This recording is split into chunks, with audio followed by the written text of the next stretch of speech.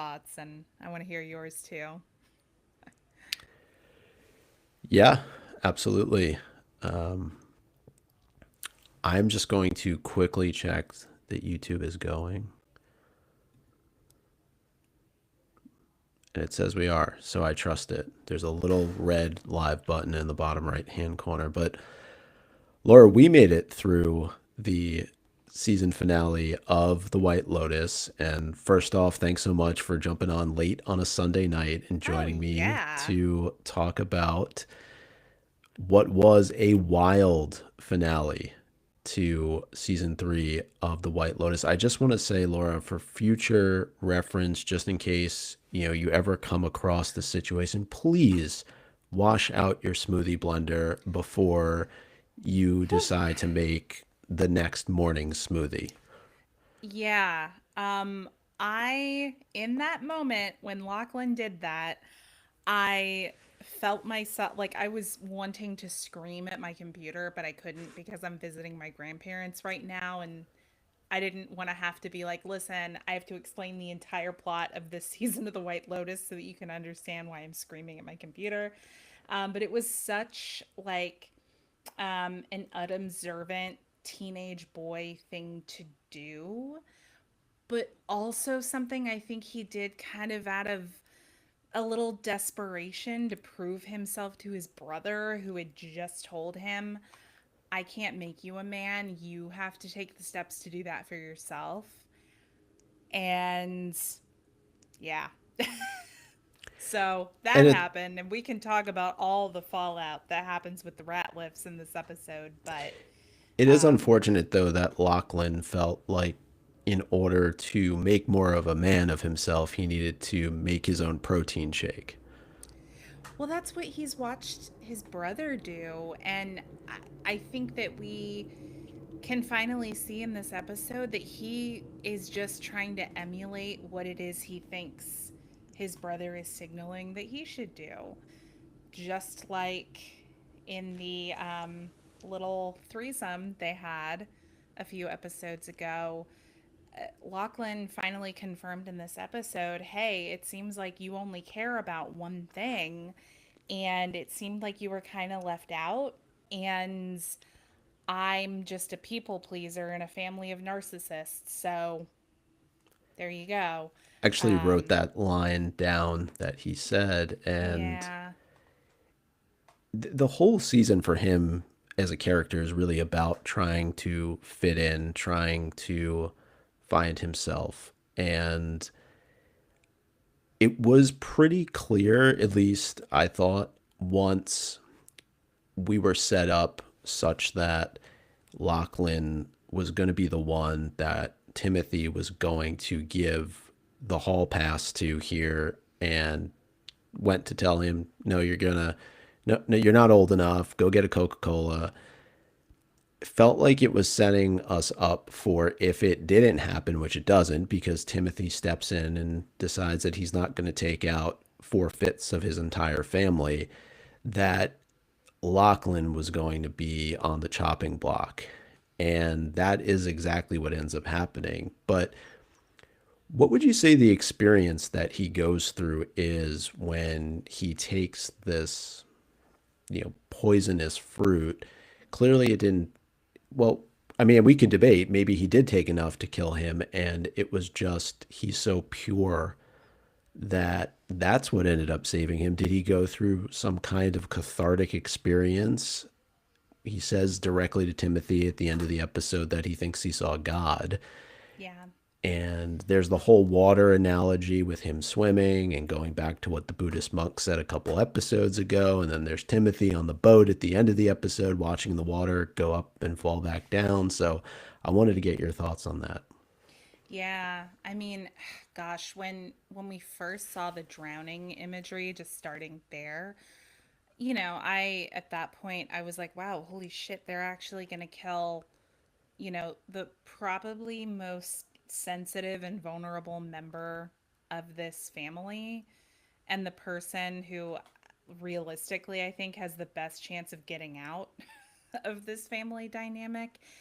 And just the imagery of him drowning and trying to, fruitlessly trying to reach the surface while four figures stood above the water staring down at him.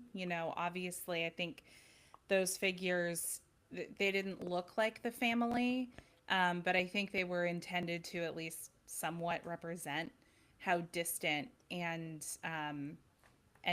how much of an outsider Lachlan feels from his family. What did you think about that?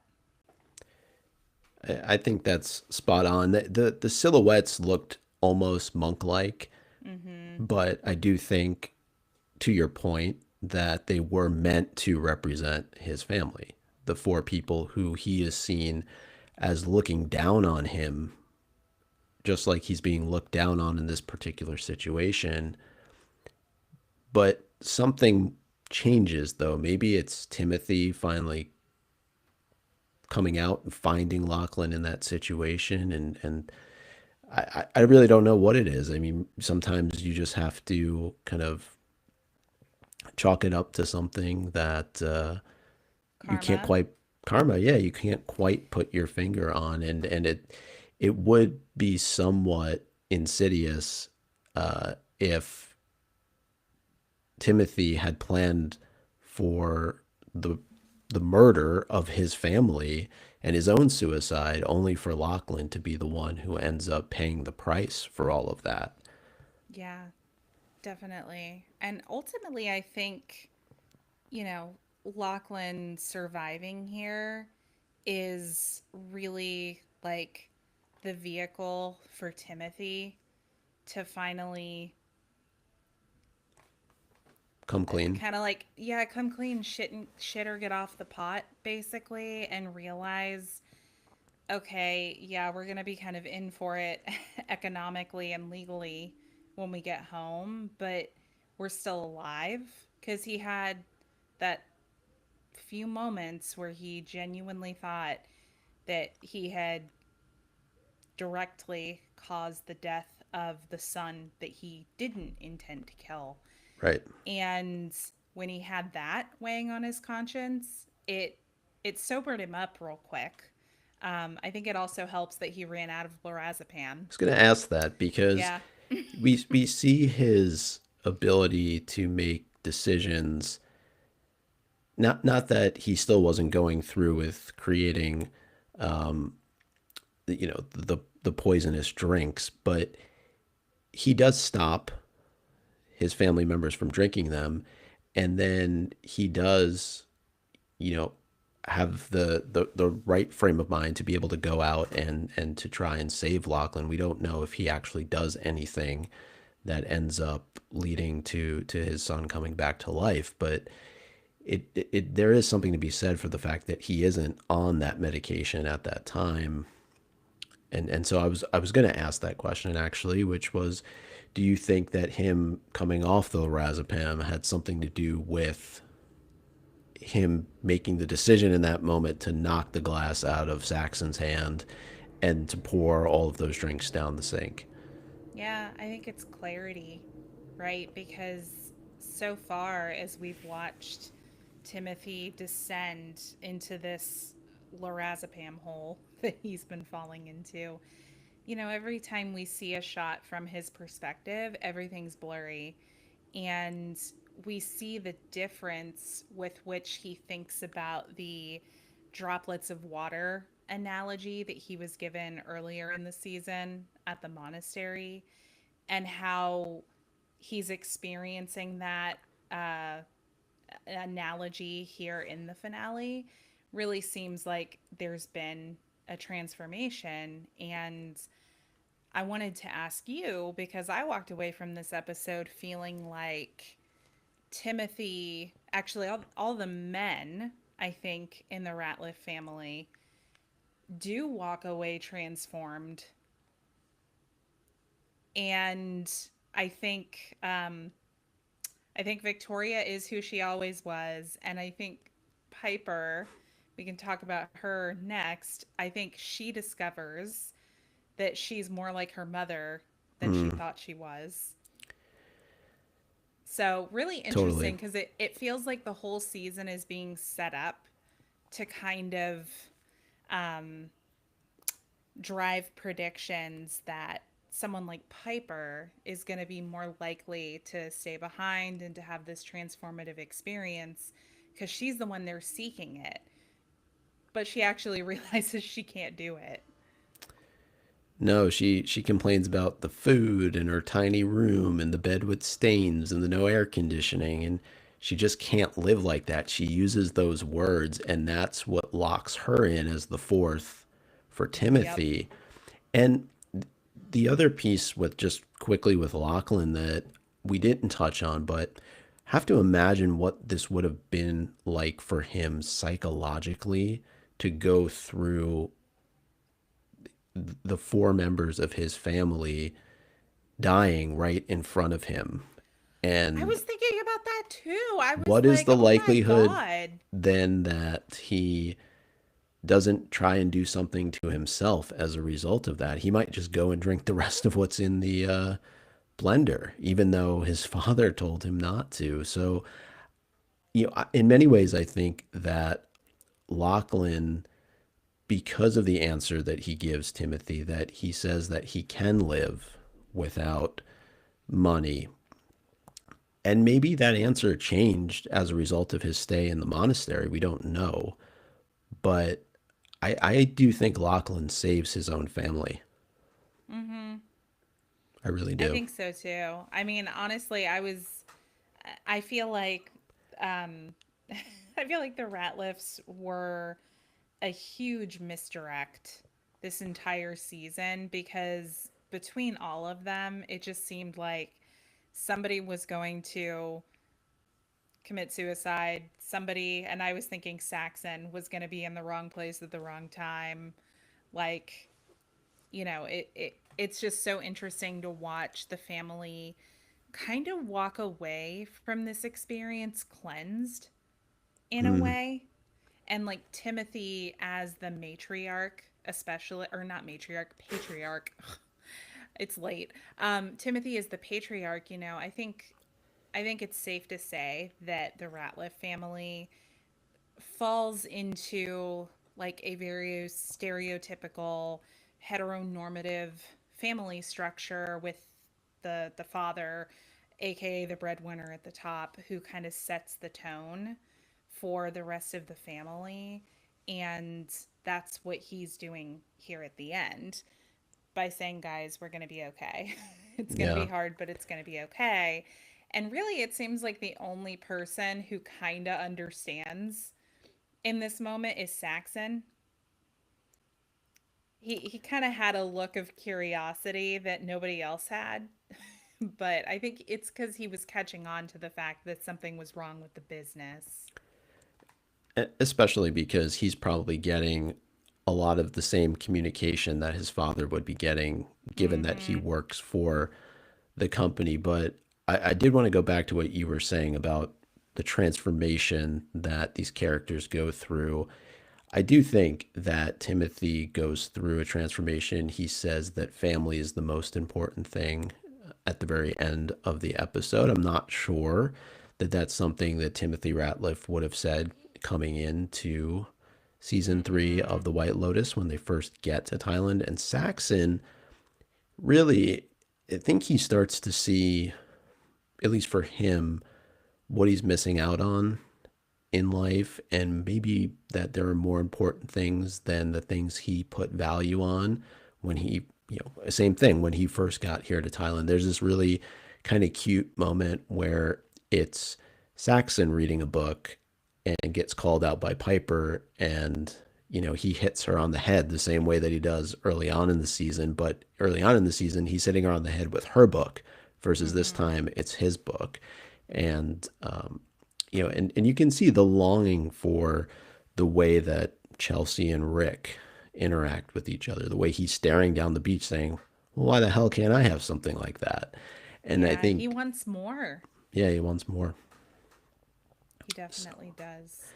and Piper, I was kind of surprised to see that reaction out of her in I this was too. I episode. I was didn't, like, really, girl? Like, after all that, and you had the food, and that's what did it for you? Like, because you could tell it wasn't organic. Like, this is definitely a commentary on, yeah, and I mean, hey, like, I've definitely experienced this personally, like being a young person who is very well read and has a great understanding of other cultures and concepts that are maybe not so much prevalent in your day-to-day life, and thinking because you have all of that theoretical and like academic background that that means you're equipped or prepared or even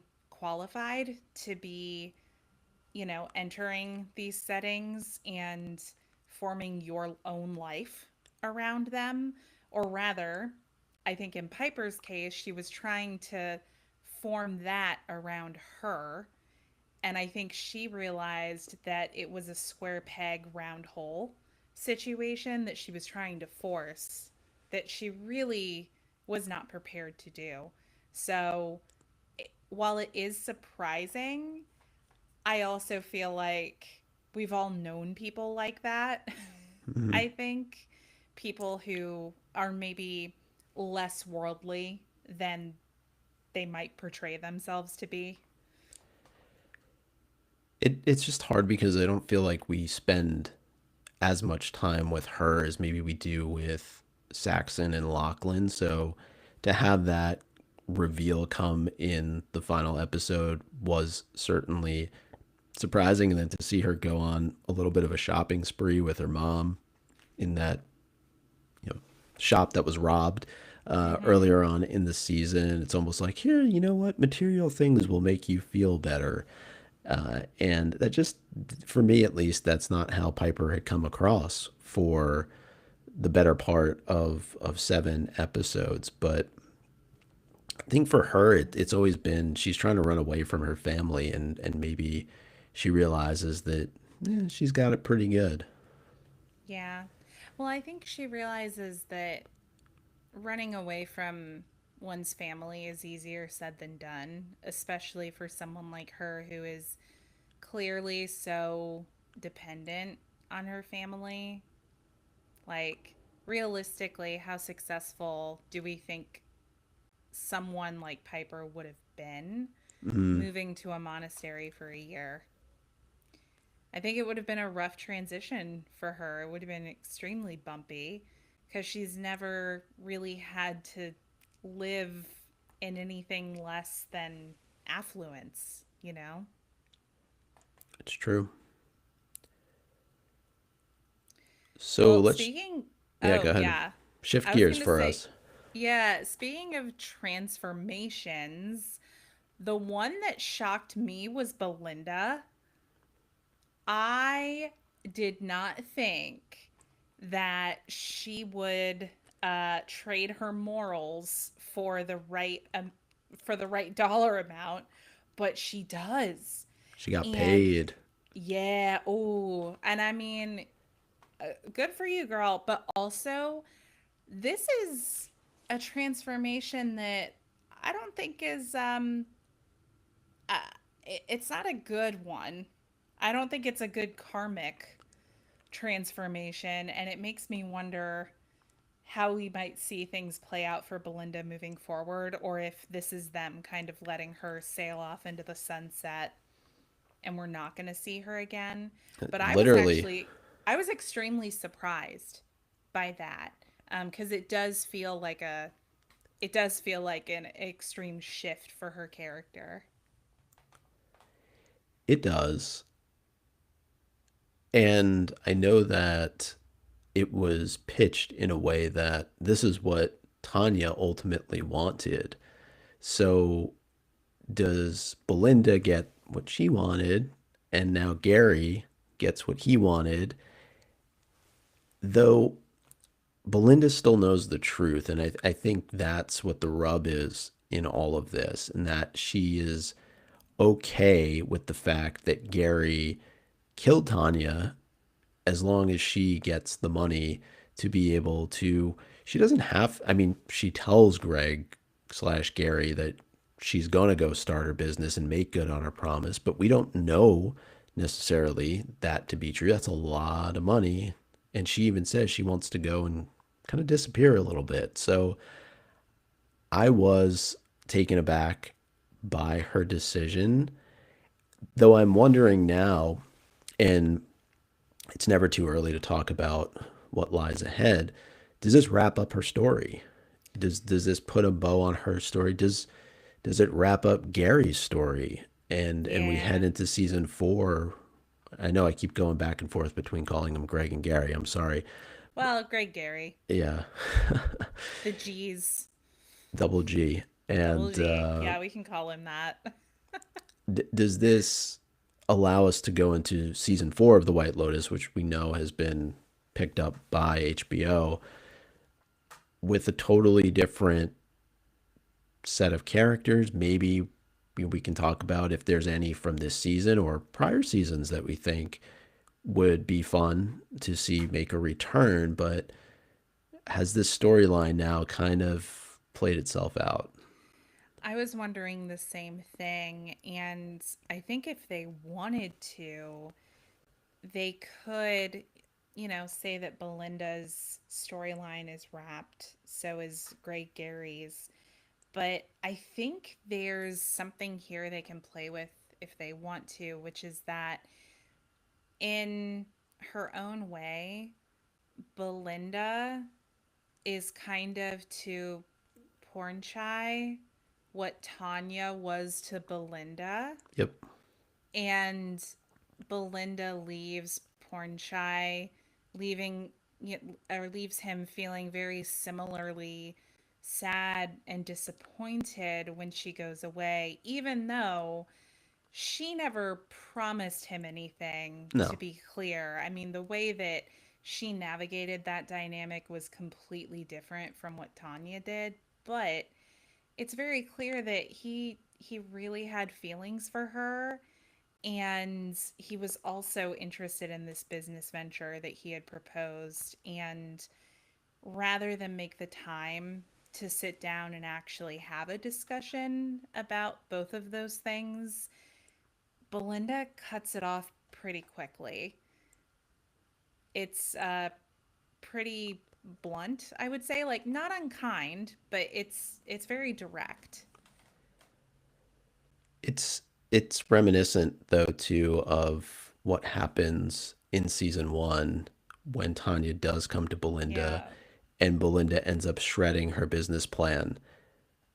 And yeah, they could pull on this thread a little bit Mhm. more in season 4 or beyond if they choose to, but there's also just something to be said for the fact that things don't always work out how we as fans would like. And I think we get Mm-mm. that with Greg Gary.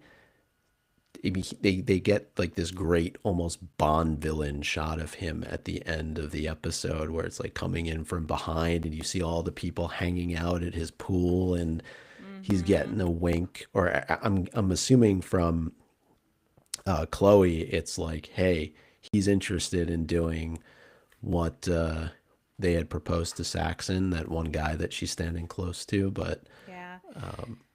Yeah, so it seems like he's finally going to get his threesome. So, he's excited. now, there's no world where Belinda double crosses him, right? I mean, I think he would kill her. So, probably not. I think the commentary here, honestly, is that money corrupts even the best of us, Yep. even the most pure and high minded people. I think everyone has a price. And I think that's one of the takeaways from Belinda's story. Yeah. Was it me, or did you think the boat was going to blow up at the end? You know, I wasn't thinking about that, but I will say I texted you at the beginning of the episode because Zion was kind of making me really uncomfortable with how pushy he was being with Belinda. And he was being so confident about how Greg Gary was going to react to them, pursuing a counter offer, that I was like, is he in on it? Like, did Greg Gary somehow get to Belinda's son and say, convince your mom to take my money? Maybe. And then, this will all go away. And so I was very suspicious of him because I was like, dude, this is the way that you're pushing your mother towards a very dangerous situation is weird. But it turned out he's just an overzealous business major. That part of it, I'll be honest, the writing felt a little rushed to me. I just don't think that we had enough time with his character and their dynamic for that to be, or for that to land, I guess. He But did that his could just be a homework personal though. thing. In He in did, in yeah. fairness, he did his research on Tanya. He knew her net worth. He knew that it was legit, and he came to the table with an offer. And I think that there was certainly some pre-planning that went on between Belinda and Zion. We see it a little bit in the hallway after she Mm-hmm. walks out, and then I would assume that that was a staged walkout so that Zion could then go back and then seal the deal with Greg. Definitely. I feel like with that particular dynamic, there was a lot of tell and not so much show that went into that buildup throughout the season. And it felt like such a departure from Belinda's character that it felt like a little more screen time between these two and maybe some more substantial dialogue on the topic would have made it feel a little more whole. Right. But that's just me. No, there's definitely a lot more to dig into there. And I know Mm-hmm. we are going to do a full-blown season recap of The White Lotus a little bit later on this week, and we can tie up some loose ends there. But let's talk about the shootout because a Yeah. lot happened in those final few minutes of the season finale, and Rick and Chelsea, Yeah, Romeo honestly, and I Juliet. I know that's what it I'm ended up sure being. there's a lot of other tragic pairings that we can compare it to. Yeah, well, and Chelsea, I mean, Chelsea even calls this out. I mean, she basically set the stage for this before when she said, I'm hope, he's pain, and one of us is going to win. She also had that line about asking him not to do anything stupid. She had another line about how she, loved him so much that it was going to kill her potentially. There was just a lot of setup. About how things happen in threes, and she had been almost Yep. killed in the robbery. Then she gets bit by a snake, and then of course, Yep. I'm assuming a bullet ricocheted off that big bong Yep. and hit her. Yep. And Rick just seems kind of manic and out of his mind in this episode to the point where he completely misses the fact that he has someone in front of him right here, right now, who does love him and wants to give him the time of day. But he's so blinded with anger for this person who he thought killed his father. And then, surprise, Luke, he was your father. You killed him. Um, that he doesn't realize what he had until it was gone, until it was too late. He has there's like half the episode where it seems like he's shifted, like his personality has finally there's a lightness to him, Mm-hmm. and he does seem happy, But then there's that confrontation at the hotel. And honestly, what is he thinking staying in the hotel that he just assaulted the night prior the man who owns it? It's just unbelievable that he's just comfortable in being there. He should have gotten Chelsea and gotten the hell out of there, quite honestly, if he were Yeah. smart about it. But what did you make of the conversation between Rick and Jim? Jim clearly did not like Rick's mother. Yeah. Clearly not. He had some thoughts on her. And I guess there could be a lot of reasons for that, but clearly no love lost between No, those two. And clearly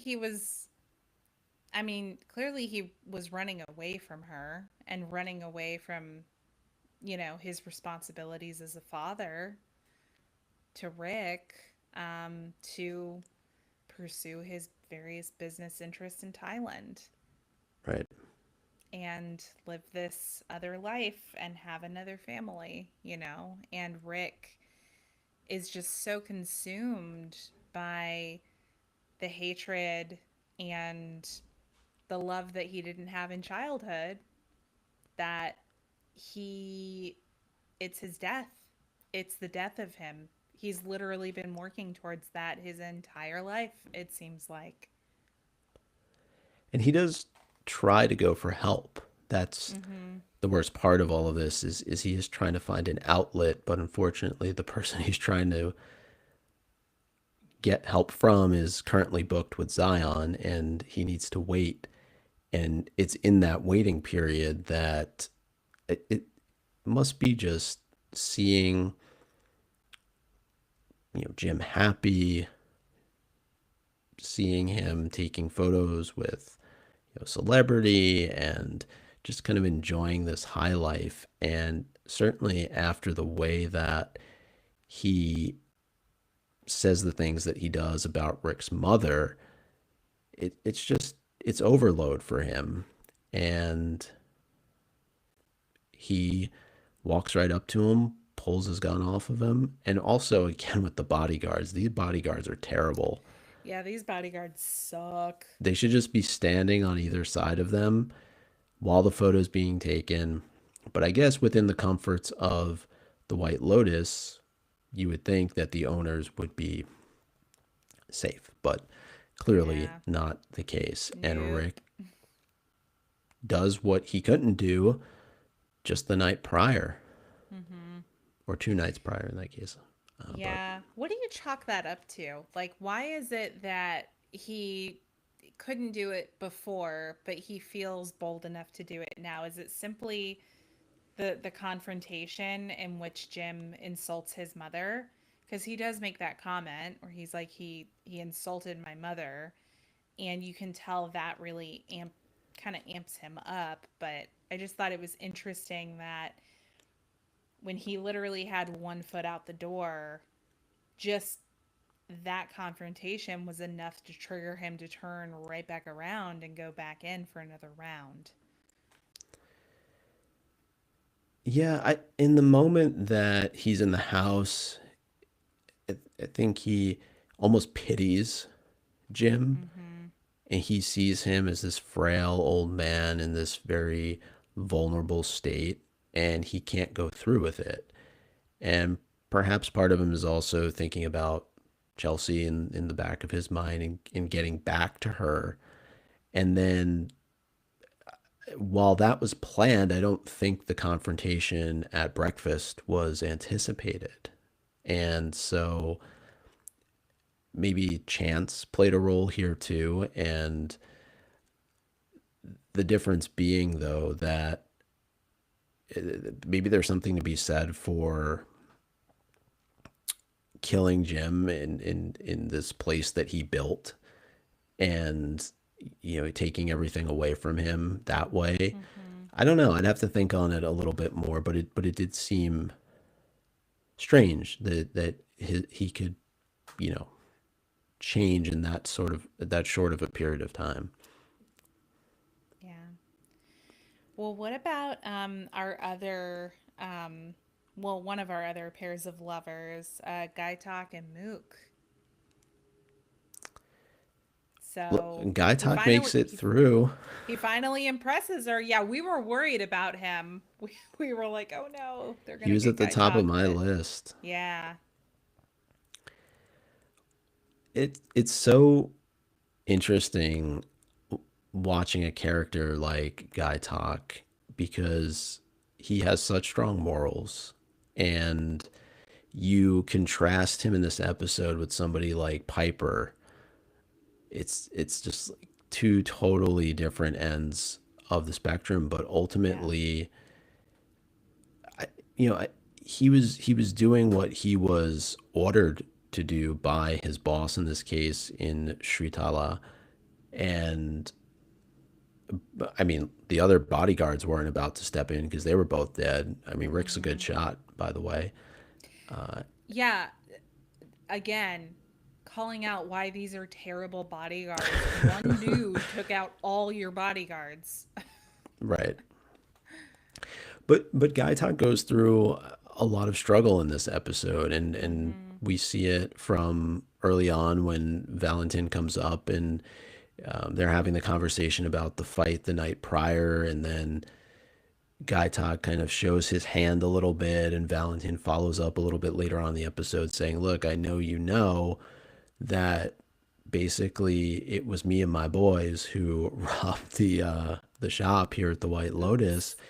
And even then, Guy Talk has this inner conflict as to whether or not he wants to turn Valentin in, turn Valentin's friends in. He'd rather leave his own job because of the conflict that he's going through. So I'm not sure, like, I mean, that's not all good. I mean, having morals is great, but I also think that, he should have done the right thing here, and Yeah. gone to the authorities and let them handle it. But Yeah, but Valentin definitely plays, he kind of guilt trips him and just lets him know we're going to get deported back to Russia and we're all going to die. And that, I mean, based on current events, that would be a very real fear right, for someone, I think.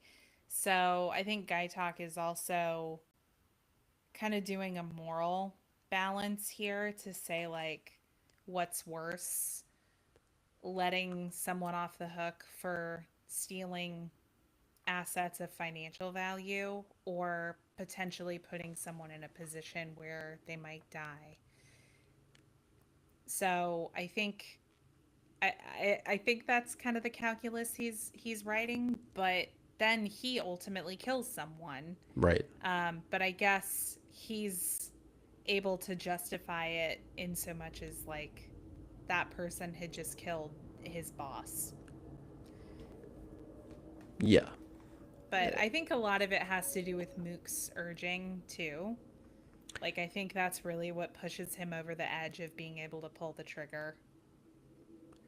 Yeah, even in that moment, he's struggling to do it. There's the back and forth, the cut scenes that we see, and ultimately he does, and he shoots Rick not once but twice, and we know that Guy Talk is also a really good shot from his time at the range, and that comes into play here too, right? I think back to what his boss said to him, which was, "Yeah, you're good here, but when you're under pressure and the situation is real, are you going to be able to deliver?" And he does. There's probably a lot of alternative outcomes that could have been better than him shooting Rick, but yeah, I think what it comes down to is he's betraying his own morals. He's betraying who he is as a person in order to, in this case, please Shritala. Yeah. And we see him at the end of this episode, and it looks like he's together with Mook, and he's the new head bodyguard. And again, it's kind of like, hey, now that you've got what you asked for, is it all that you dreamed of, or Maybe he's another character to explore in a future episode of the White Lotus. I think he could be, honestly. I could definitely see Guy Talk and Porn Shy being characters who pop back up in future seasons. But yeah, it is so interesting again to see Guy Talk's transformation here, right? Because he ultimately does something that is against his moral compass, but he gets rewarded for it. Right. He gets the promotion, he gets the girl, and the question will then remain like, can you sleep at night? you know, now that you've gotten what you wanted. Yeah.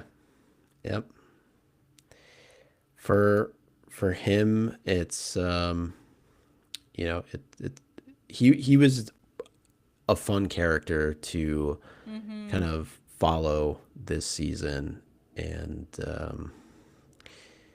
yeah.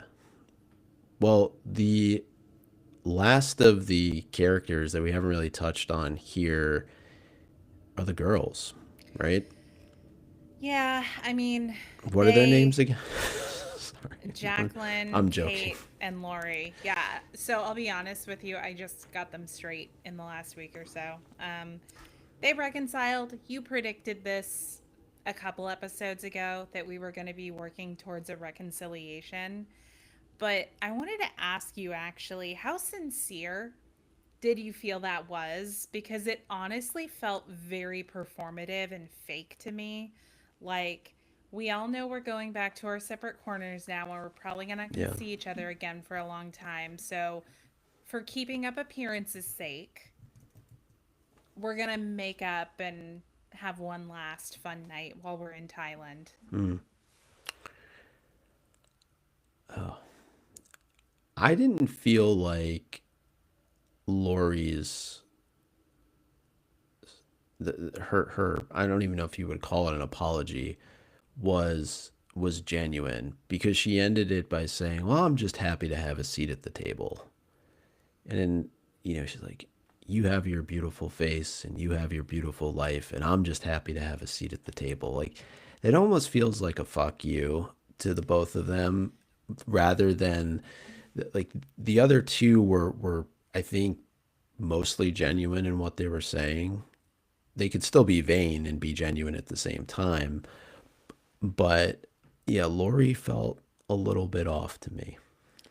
Yeah, I mean, she's definitely, I would say, the odd one out of this trio. I think Kate and Jacqueline have a little more in common than Lori does with either one of them, which makes sense. Lori has experiences that neither one of them has, right? But yeah, I definitely felt like Lori's whole monologue, it did not necessarily feel like it was indicating positive feelings on her behalf. But I guess when I say for all three women, it felt kind of shallow. The way Jacqueline was talking about all of them and how she really needed this week, it was everything she needed, and she's feeling so great and so light, and she can only be around her best friends and expect to, be fully seen and understood. It felt like an Instagram post. Like it felt like social media copy. I think Jacqueline's going to go home after this trip and post all these pictures and wax poetic about how healing her trip to Thailand was. Like I think she's one of those. And it's like, well, was it really? You went to a resort and you screwed some guy and you got drunk and you didn't really do anything that would be healing for, like, literally everything that you did in Thailand you could have done And she at says home. that Yeah. basically, Yeah. and And and the yeah. experience that she tried to have outside of that with her presumably two best friends, they didn't really do anything all Mm-mm. that exciting, all that new that would open their minds up to something different. But yeah, I think there's so much social commentary that weaves itself through all of these different characters and their stories. And I know we'll talk a lot more about that when we do our season recap Oh a little yeah. bit later on this week. But they you know, and it's always hard to say this because we were talking about this on a prior episode. I think I don't want to say they're the weak link of all of these other characters, but I think maybe in I some think way they that's are. how they were meant to come across, and we can spend more time discussing that. Yeah, yeah. I think of everyone, they are the least consequential to the overall narrative. Hmm. And the Russians didn't come back. We thought No, that it was going to be a shootout between Guy Talk and the Russians, and right. that was probably the biggest fan theory that, aside from the monkeys, of course, we didn't get any monkeys with Oh my guns. gosh, but we got so many shots of monkeys in this episode. Did you notice that? I was like, are they doing this on purpose? Yep. And Shritala was not Rick's father. That was another popular fan theory. No, that was a popular fan theory. And honestly, I was like, I could see White Lotus doing this, but she is the one to confirm that Jim was Rick's father. And it's just so funny to me that Jim says to Rick, you didn't miss much with your father. He wasn't the saint that your mother portrayed him to be. He's talking about himself Right. and basically trying to convince Rick you were better off without me. Mm-hmm. But Rick never got to make that choice, you know? Right. That's the hard part. Yeah. All right. Well, any other thoughts that you have about the finality, about any of the characters or storylines that we've talked about? Is there anything that we missed? Honestly, I think we've touched on everything that I had notes on from the episode, but there's going to be a lot more. I think when we are going over our full season recap, we're going to be able to pull out a lot of themes, a lot of Easter eggs, a lot of moments you might have missed. So I'm definitely looking forward to that. Um, but I think we've captured a lot here. The only person I don't think we've discussed is Frank. Oh yeah. We see him briefly at the beginning of the episode and briefly at the end of it. And he looked like he was having a great time at the beginning of the episode, and he looked at peace at the end. Yeah. So did he go back to being sober? Like, One did would he have his presume. bender and he's like, okay, I'm done for real this time? Yeah. That's and yeah. I mean, I don't know what else to say. How about Do you think we'll Fabian? see him Fabian again? dipped. Frank. Um, he might be fun to bring back at a future point. Maybe make a cameo. Yeah, Although it's hard now with Rick gone. true. Rick was kind of his, you know, way of introduction to the show.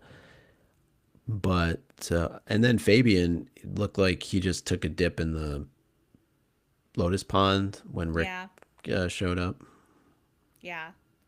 Yeah, and Fabian, I know we talked about earlier in the season how he seemed like he could be pretty sketchy, but I think that's kind of the way of the White Lotus. It positions these characters so that you at least question everyone once at some point during the season. Like early on, we had suspicions about Mook, and then we were like, nah, she seems fine.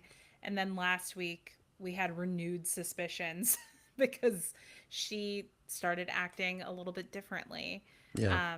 And I think they play this pretty beautifully in this show and give a lot of opportunities for misdirects so that, when they do the thing, which was probably the very obvious thing all season, which was to kill Rick and Chelsea and Jim. But I feel like he's less important to viewers as a character. Right. I feel like the stuff with Rick and Chelsea was kind of written on the wall the entire time, but there was so much else going on and so many other possibilities for things that could go wrong. Rick and Chelsea in particular, felt like too much of a sacrificial lamb. So she felt too obvious Right. of a target. So I got away from thinking about the two of them um, ending And up in body bags, but that's how they get you. it's it's very different from seasons 1 and 2 in that Mm-hmm. seasons 1 and 2 the deaths were accidental, Yeah. whereas in this season they were all, well, you can say Chelsea was accidental, but Rick and Jim were intentional, Yep. and that's one of the major differences. I won't count the crew that tried to off Tanya, as Yeah. they don't count, unfortunately, but those were obviously intentional kills on Tanya's part. But yeah, it's definitely a different ending than what, and we were left for quite a long time not knowing Lachlan's fate. In the Yeah. episode, we were wondering, and then you didn't really know whose face they were showing when the eyes were opening up. I know. And I was like, is it Lachlan? Because I thought he was dead. I thought the imagery of him drowning and ultimately him floating lifeless in the water, I thought that was it for him. And then I was going to be very worried about Timothy and what he was going to do. Um, but yeah, when they showed that close up, I felt my heart skip a beat, and I was like, "Oh, is this innocent person okay? All right, good." Yeah, Then I only had to worry about Mike Chelsea. White has a heart Yeah, he does, to some but extent. I can understand why the cast was saying that people were gonna hate Mike White after this I don't hate finale. him. It No, I don't either. But it's a show. Chelsea, People yeah, like. of course. But people, listen, people get real serious in these comment sections. Um, When you were talking about Lachlan, it made me think about something. And again, we can talk more about this later in the week. But there's something to be said for the parallels that you can draw between Timothy going to Lachlan, not necessarily saving him, but showcasing a father's love versus Rick and Jim, yeah, and there not being any love between those two. So more to come on that. But normally when we do our podcasts, we're always talking about a mother's love because we're talking about Harry Potter. But in this right. case, we can talk about father's love. I love that. And we'll also get into what we would like to see in season 4, and maybe who we'd like to see in season 4. I know we talked a little bit about it here tonight, but before we wrap up, any thoughts going into season 4, Laura? Is it too early? Oh man, well I think it's gonna be at least 2 years before we get season four. Um, I'm more thinking at this point about where is it gonna be? Oh, okay. Which tropical location are we going to next? And so we've done Hawaii, we've done Italy, we've now done Thailand. So Latin America, are we going Ooh, somewhere there next? that'd be fun. Or Feels like Africa. we're jumping, yeah, we're jumping around to like broad geographies. So just thinking, yeah, Africa or Latin America could be next. Yeah, just pull up a map of all the Four Seasons locations, Yep. and you can start to figure out the Yeah, puzzle. throw a dart at one, and whichever one it lands on is the one that we film in. Yeah. All right. Well, this was a lot of fun, Laura. Thanks for hopping on, like I said, on a Sunday Yeah. night. And we are looking to do more of these as some of the TV shows and movies that we watch come out over the course of the next couple of months. But this was a lot of fun. This was like our first trial run with doing these reaction videos after each episode. But if folks aren't familiar with us, we are What the Hype Podcast, and that is our name across Instagram, TikTok, Threads, and then we're just What the Hype Show over on X because, we can't have everything that we want. And it's X, so Yeah, who cares about X? Does anyone use that anymore? no. Yeah. And as mentioned, we'll be recording a full blown season recap episode for The White Lotus a little bit later on this week, and the episode will be out on Friday. So Awesome. thanks for those of us. Thanks for those of us. Yeah, it is late. Thanks for those of you who were following along, listening to us live, whether on YouTube or Twitch, and dropping some comments. We always appreciate it. And we'll talk to you soon. We'll see you next time. Bye, Bye, y'all. everybody.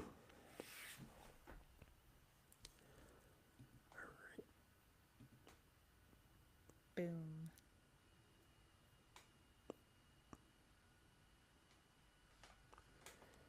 It said something went wrong. Oh, yeah? Oh, there it goes. Yeah.